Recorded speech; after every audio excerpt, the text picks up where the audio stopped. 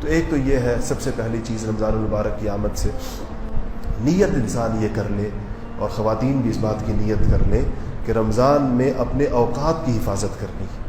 وقت سب سے قیمتی چیز ہے، اس کا ایک ایک لمحہ اس کا قیمتی ہے۔ یہ جن لوگوں کے یہاں رمضان صحیح گزارا جاتا ہے، کبھی آپ ان سے پوچھیں کہ ان کے یہاں رمضان کے اوقات کی حفاظت کیسے ہوتی ہے۔ دوسری چیز، رمضان سے پہلے کچھ اور چیزوں کو بھی اپنی انسان اس کی آمد سے پہلے دیکھ لے۔ ایک تو یہ ہے کہ جیسے ہی رمضان شروع ہو، اس کی جو ابتدا کی جائے وہ توبہ سے کی جائے، یا اس سے پہلے اگر میں کہہ لوں کہ رمضان کی ایک تو آمد کا ایک جوش و خروش، ایک اس کی آمد کا انتظار ہے، دن اس کے لیے جیسے کسی اہم موقع کا انتظار کیا جاتا ہے، ایک تو وہ انسان کی کیفیت ہونی چاہیے۔ دوسرا یہ ہے کہ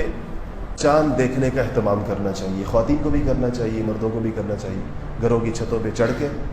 اور چاند کو دیکھنے کی کوشش کریں، یہ سنت ہے، ثواب ہے۔ جس کو نظر آ جائے تو بڑی اس کے اندر سعادت ہے، اس موقع کی جو دعا ہے اس دعا کو پڑھا جائے۔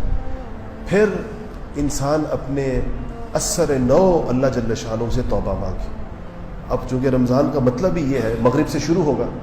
اور رات کو تراویح آئے گی انشاءاللہ، تو مغرب اور عشاء کے درمیان صلاۃ الحاجت پڑھے، صلاۃ التوبہ پڑھے، اللہ تعالیٰ سے مانگے اللہ اتنا مبارک مہینہ شروع ہوا ہے، صلاۃ الحاجت اس بات کی پڑھے کہ یا اللہ مجھے اس مہینے کو صحیح معنوں کے اندر وصول کرنے کی توفیق نصیب فرما دے، کہ اس کا لمحہ لمحہ مجھے مل جائے اور میرا شمار ان خوش نصیبوں کے اندر ہو جن کو جہنم کی آگ سے خلاصی کے پروانے ملتے ہیں اس مہینے کے اندر۔